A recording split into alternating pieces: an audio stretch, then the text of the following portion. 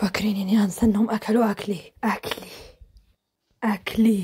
يا لهوي الواد اتجنن. انت اكيد واخد بالك انك بتكلم نفسك في المرايه، او ممكن انا اللي اكون اتجننت وبتخيل كده. كانوا الصباعين محشي دول اللي خلوك تتجنن عشان تاكلوا. بجد مفيش برايفسي بربع جنيه في المكان ده. رايت كنت بقولك عن طلبيتي من شيان. يا لهوي عليها بين. كنت بفكر ادفع 200 جنيه على الفستان ولا 300 جنيه على الفستان. يمكن ادفع كله، يمكن اجيب 10 فساتين ولا 20 تيشيرت ولا 300 شنطه. يا لهوي ده انت سديت الحوض. مش مهم نكمل. لما جيت بقى اطلب كل الحاجات وكنت بشتري خلاص، راح التطبيق قال لي الحاجات دي كتير قوي مش هينفع تشتريها. قلت له نعم يا روح امك، يعني مش هقدر. بالمناسبه شعرك الجديد منعكش قوي زباله. ماما قعدت تحاول تدوس كتير جدا على الزرار يمكن ينجح ويحصل لاج ويخليني اشتري حاجه وخلاص، بس مفيش اي حاجه بتنجح. انا مال يا بشان. ما اعرفش، انا قلت لكل الناس القصه فقلت اقول لك بالمره. بس تصدق فعلا انت مالك فعلا.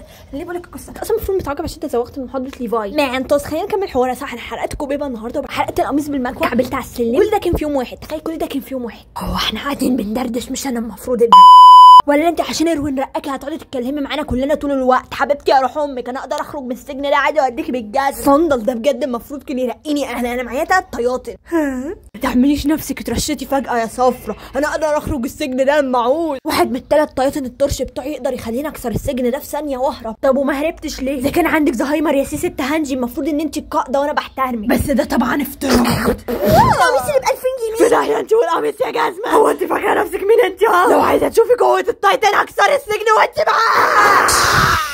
ابعد عني متحرش انا قد امك. وبعدين انا كمان تاكن اما عيال الجين زي صحيح. ثانيه ولا ما كنتش قصدي كده.